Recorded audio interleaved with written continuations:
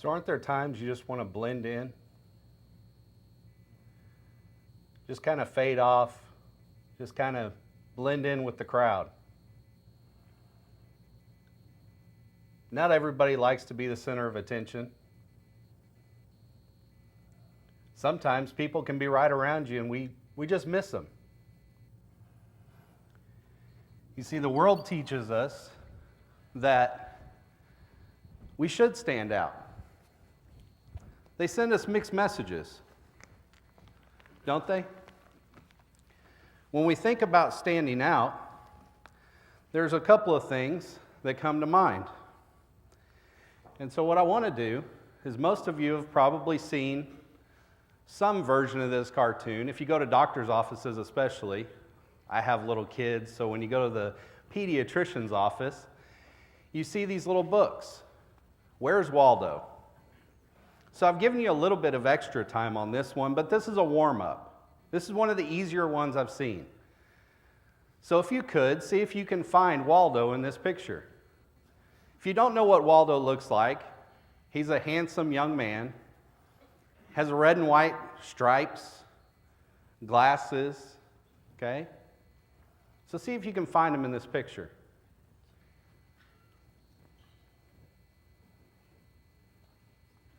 And if you find him, keep it to yourself. When everybody have the same chance.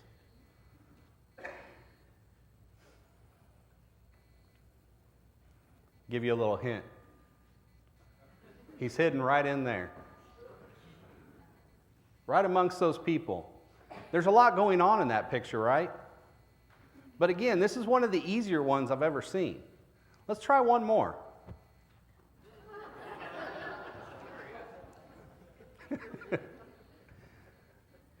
I'm sure you probably don't need as much time on this one to find him. Really stands out. There's a lot going on in this picture, isn't there?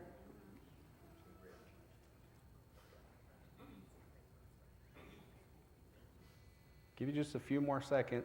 I know some of you are really close. Some of you probably already found him. I remember this one when I went to the doctor. He's right there. Still don't see him. Okay, now you can see the progression here, right? But I have a lesson to bring to you tonight, so I'm going to make this one a little more simple. This is what Waldo looks like. See if you can find him in this picture. You need a few more seconds? He's right there. So this is what Waldo looks like. But in all of these images, he kind of blends in with the crowd, right? It's the whole point. The point of the book is to keep the kids' attention for a while, in all reality. Blend in with the crowd. The world sends us mixed messages on blending in, don't they? When we think and we listen to things in this world, just like Guy talked about this morning, the world will tell you to be yourself. The world will tell you to stand out. Get to the top. Whatever it's going to take, get there. That's what you need to do. You need to be unique. When we look at advertising, they say this is the car you need to drive because it's going to turn everybody's head. This is the one. But when we talk about advertising, we can look at it in the other way too, right? These are the clothes you need to wear. This is what everybody's wearing. These are the foods that you need to eat because this is what everybody else is eating. The world is funny because if you try to get ahead of somebody else who is also trying to get to the top, they want to stop you. They want to push you back. They don't want that to happen because their goal is exactly what they're telling you to do. But what does the Word tell us? We know what the world portrays, but what does the Word tell us, excuse me. If you would, start turning your Bibles to James chapter 2. Because what I want you to see first is the Word will actually paint a very similar picture to the things that we were just talking about. Human nature, the way we are as people, we can even see in the Word. In James chapter 2, starting in verse 1, we read, "My brothers, as believers in your glorious Lord Jesus Christ, don't show favoritism.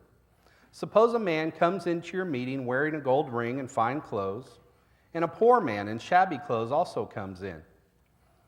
If you show special attention to the man wearing fine clothes, saying, 'Here's a good seat for you,' but say to the poor man, 'You stand there,' or 'Sit on the floor by my feet,' have you not discriminated among yourselves, being judges with evil thoughts? Listen, my dear brothers, has not God chosen those who are poor in the eyes of the world to be rich in faith, to inherit the kingdom he promised those who love him? But you have insulted the poor. Is it not the rich who are exploiting you? Are they not the ones who are dragging you into court? Are they not the ones who are slandering the noble name of him to whom you belong?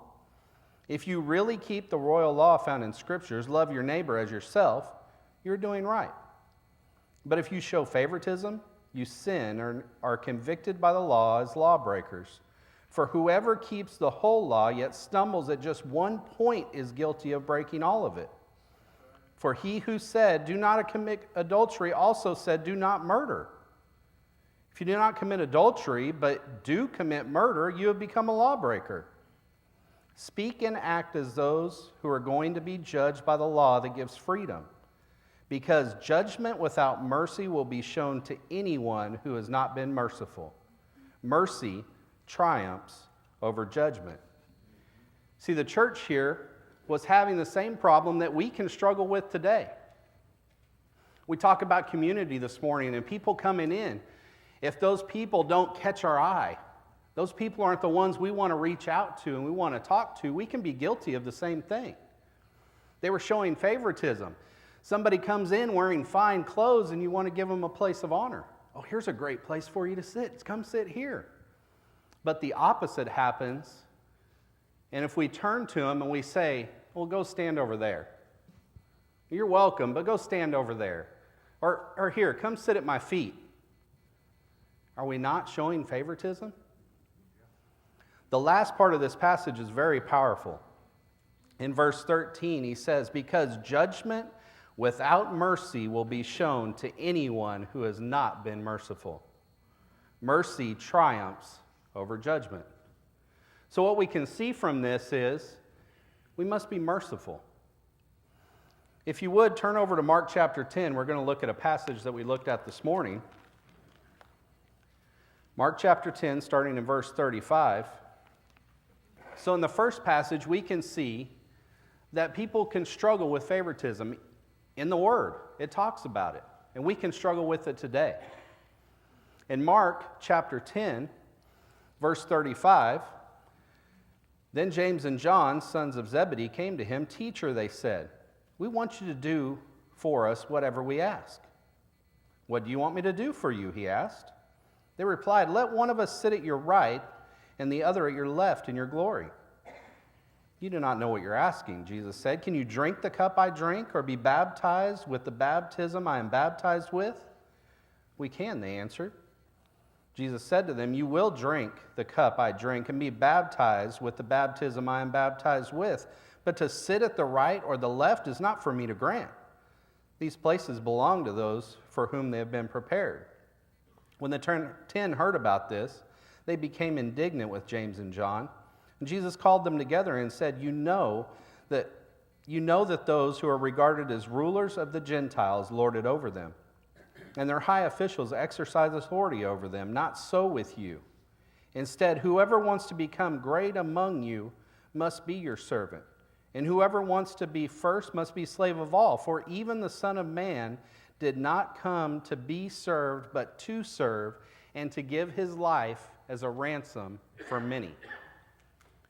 We see this story here of James and John, and in Matthew, we actually see it's their mother that comes to Jesus, but it's the same concept. We want you to do whatever you ask for us. What do you want me to do for you? We want to sit at your right and your left in your glory.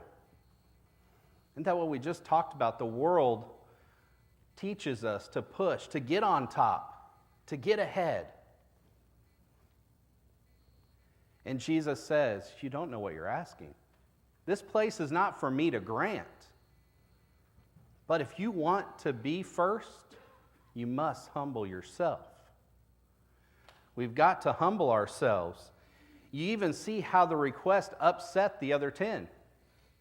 It's funny in my mind because it says they were upset, they were indignant. But it's funny in my mind because were they upset because they didn't think of it first? Were they standing back there going, man, I wish I would have thought of that? Because human nature is self-preservation. It's all about I. It's all about me. But from this passage we see we must humble ourselves. In Mark chapter 14, it's a lot of stories that we've heard a lot of different times. We actually talked about the first part of it this morning, looking at the Lord's Supper, and we see where Jesus actually predicts Peter's denial. Now, Peter is the loud-spoken one. We talk in class, in the teen class, it's funny because if we ever ask which disciple spoke up, most of the time the answer is Peter. Okay? He's the outspoken one. And so Jesus predicts this denial of Peter. Now, just ahead of that, in Mark chapter 13, Peter, Andrew, James, and John go with them up to the mountain, and they ask a very simple question. They had just got done seeing all these beautiful temples, and Jesus telling them how not a single stone is going to be left on another. And they say, what are the signs? When is this going to happen? And Jesus gets into a very detailed explanation of some pretty scary stuff. And he tells them how they're going to have to stand in front of the governors. They're going to have to stand in front of the leaders and give an account. But don't worry. When the time comes, the words are not going to be yours. They're going to be from the Spirit. But all of these details that Jesus was giving, they were very scary. And so just a little bit later on, we see where Jesus predicts his denial, Peter's denial of Jesus, and he says, never, I will die for you. Will you? I tell you the truth, before the roaster, man, I must be hungry. Before the rooster crows 3 times, you will deny me. Or the rooster crows twice, you will deny me. Never. And so they go out, and Jesus goes out to pray. And he goes out to pray for a while, and he tells them, be on your guard, be alert. And he comes back the first time, and what does he find? Disciples sound asleep. You couldn't stay awake for just an hour? Wake up. They get up, and Jesus goes off to pray again, and he comes back, and they're asleep. He goes off a third time, and he comes back, and they're asleep. And he tells them, get up, the time has come.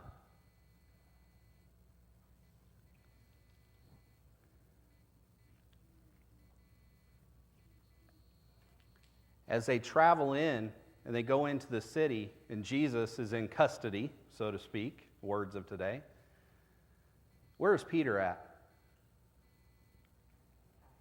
He follows at a distance. Peter follows at a distance, and as they get in there, he actually breaks off to the side, and he goes and warms himself by the fire with the guards. Now, I can't say that I blame Peter. I just got done listening to Jesus tell me all about all these things that were going to happen, how I was going to be flogged, how I was going to have to stand in front of all these people. But Peter just wanted to blend in. Peter stayed back. He was there, but he stayed back at a distance.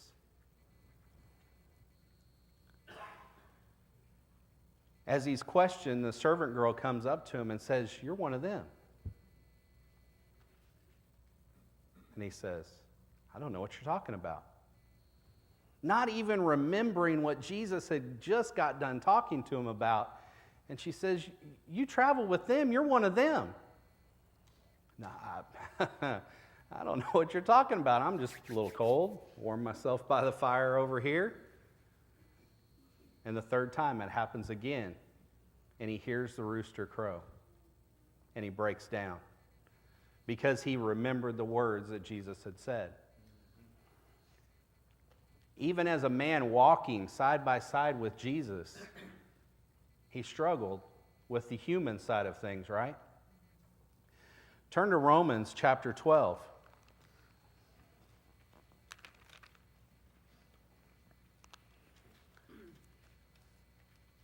Romans chapter 12, and I'm going to go ahead and give you a little intro because Romans chapter 12 starts off with the word therefore.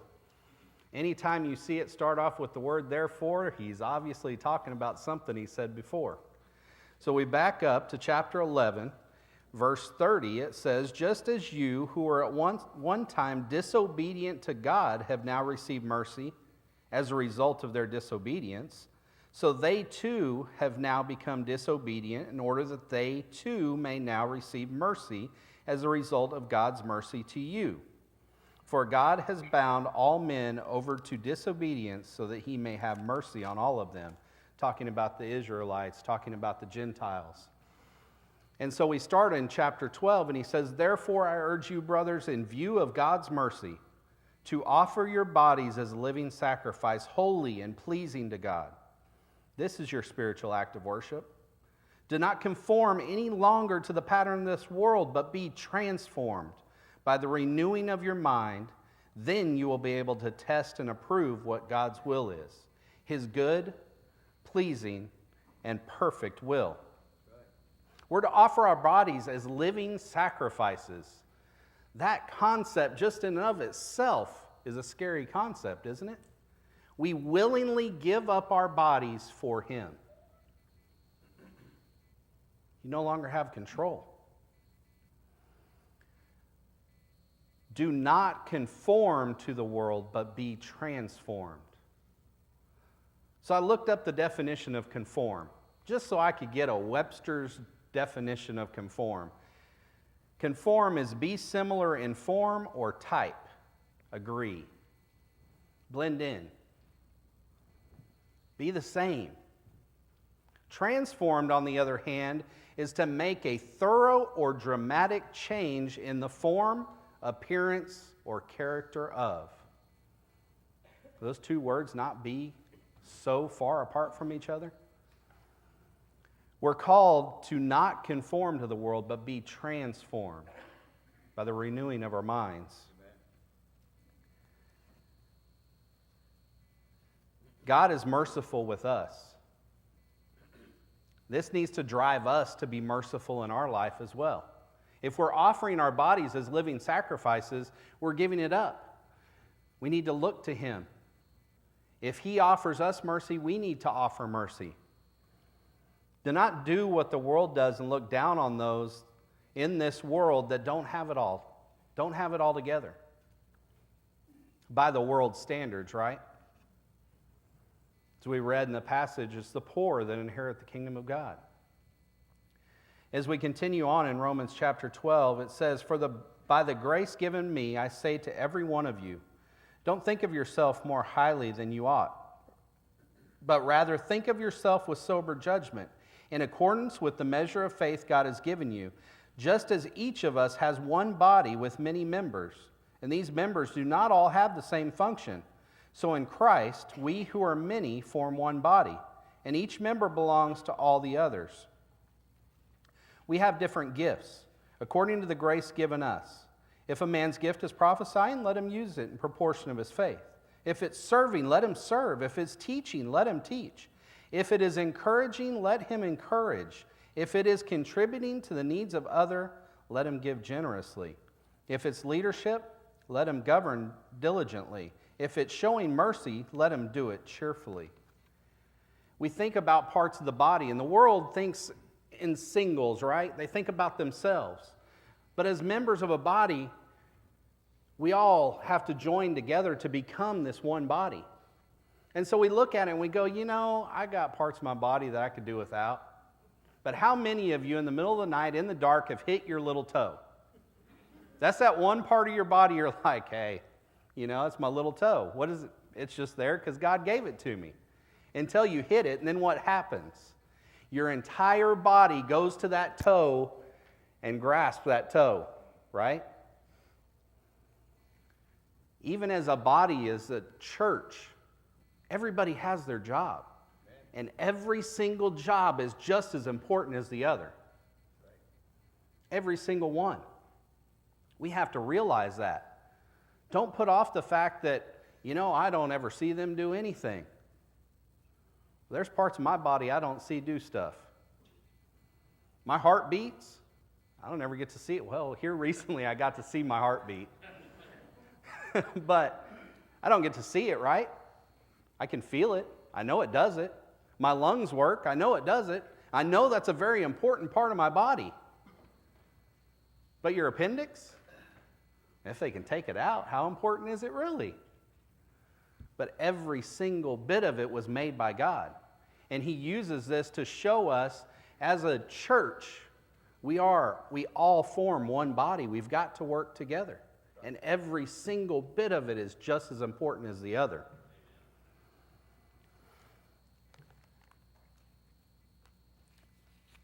Turn back over to Matthew chapter 5. Matthew chapter 5, Guy read to us.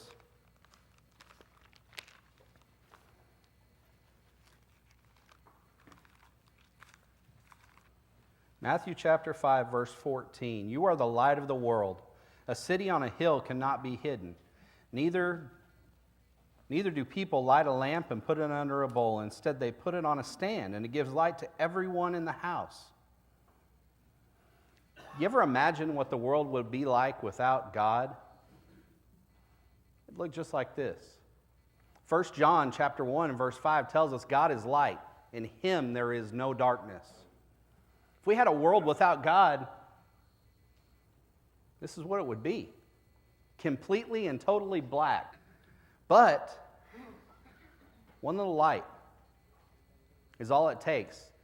You and I both know what that one little candle can do to a room. Probably been through it.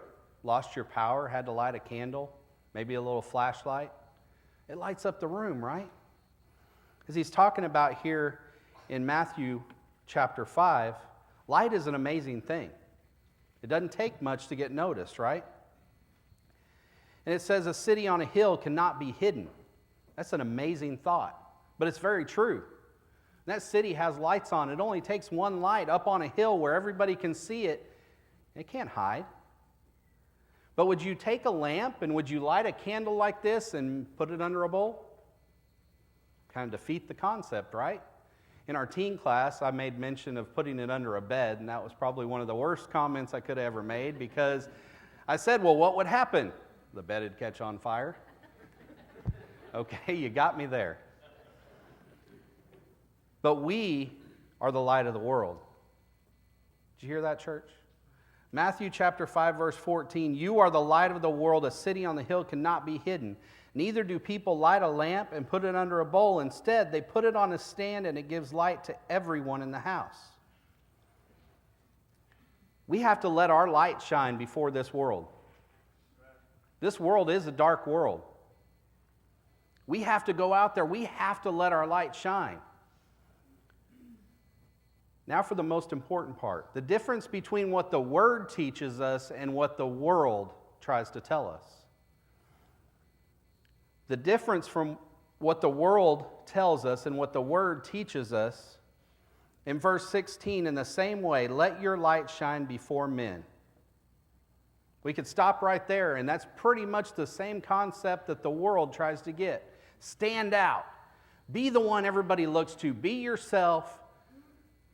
You're the one. But it doesn't stop there, does it? He finishes by saying that they may see your good deeds and praise your Father in heaven. You see, all it takes is one light. Look at the effect that it has on every other one around it. One light bulb. you can start seeing the reflection in each one of those bulbs. We are that light. We have to go out there and just be the light. But it's not for our satisfaction. It's not so people can look at me and say, man, look at what he does. It's not so people can look at you and say, man, that guy's different.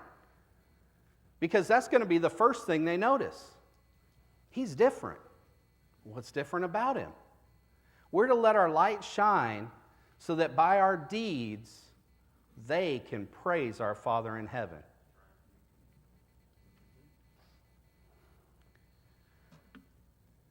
This evening, if you need prayers, this evening, if you struggle with the same things that a lot of us struggle with, you struggle with trying to blend in, not letting your light shine. God gives us that light. God also gives us a power and a strength. He doesn't give us a spirit of timidity, right? Let's go out there. Let's let our light shine. Let's affect our community around us. Let them see God living in us each and every day so that they too can glorify God in everything that they do by making that choice. This evening, if you need prayers, if you want to take on Jesus in your life and be baptized, now's the time to do that as together we stand and we sing.